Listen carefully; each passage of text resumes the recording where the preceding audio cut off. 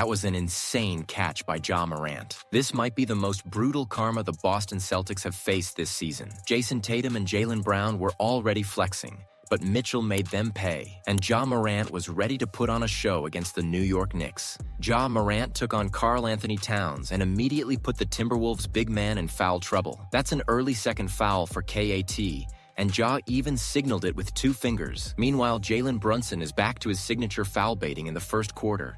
But Ja had a response, taking on 3 defenders from the Knicks. Morant dropped 9 points in the opening frame, giving the Grizzlies a 7-point lead, 32-25. But Ja got completely fooled on this lob pass. He didn't even jump. Mikal Bridges had a solid first half with 11 points, missing just 1 of his 6 shot attempts. Jalen Brunson also put up 11 points, sinking his only free throw. It was a tight game at halftime, with Memphis leading 59-56. Ja Morant sliced through the defense with a lefty layup. Then in the third quarter, the Knicks managed to tie it up at 59, but Desmond Bane went off. He finished the quarter with 18 points and 11 rebounds, while Zach Edey had 10 points and 9 boards. Even the 7'4" Karl-Anthony Towns could only watch. But Cat got his revenge with an and-one play against Zach Edey. Morant, who had 18 points and counting, then got a taste of his own medicine. Jalen Brunson absorbed the contact and converted an and-one bucket. The Knicks kept attacking, and by the end of the third quarter, they had cut the deficit to just 6 points.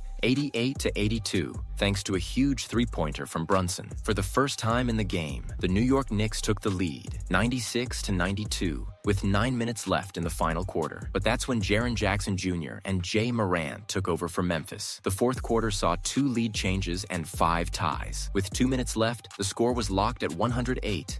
But Ja Morant stepped up and hit 2 clutch free throws, giving the Grizzlies a 110-108 lead. Then came one of the most incredible sequences of the game, a wild save by Jaren Jackson and an insane high-flying catch by Ja Morant. The Grizzlies committed an 8-second violation. The Knicks got the ball back, and Jalen Brunson drilled a cold-blooded 3 for the lead, 111-110. With 24 seconds on the clock, Ja Morant had one last shot. He drove to the basket, absorbed the contact, and scored an and-one bucket over Mikal Bridges. Memphis was back on top, 113-111, but it wasn't over yet. With time still on the clock, OG Anunoby stepped up and hit a dagger 3-pointer, sealing the win for the New York Knicks. This game wasn't the only wild one of the night. The Celtics had been dominating behind a 25-3 run in the first half, with Tatum and Brown draining 3-pointers like crazy. In fact, Jason Tatum made history with 30 points, 9 rebounds, and 7 assists in the first half, the first player to do so in the play-by-play era. Donovan Mitchell exploded in the second half,